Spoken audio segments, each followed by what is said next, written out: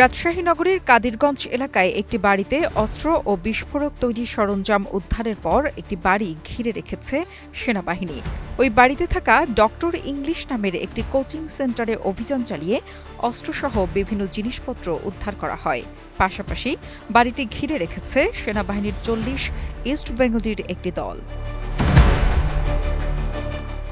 অভিযানে সংশ্লিষ্ট সেনাবাহিনীর একটি সূত্রে জানা গেছে, ডক্টরস ইংলিশ নামের ওই প্রতিষ্ঠান থেকে দুটি বিদেশি এয়ারগান, একটি রিভলভার, একটি কার্তুজ, ৩ বক্স এয়ারগান সীসা, দেশীয় অস্ত্র, জিপিএস ওয়াকিটকি, বাইনোকুলার, বিস্ফোরক তৈরির সরঞ্জাম, মাদকদ্রব্যসহ আরও বহু সরঞ্জাম উদ্ধার করা হয়েছে।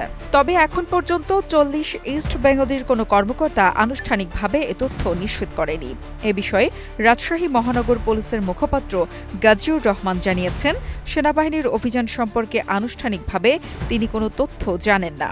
তবে তারা পুলিশের কাছে হস্তান্তর করলে বিস্তারিত জানানো হবে।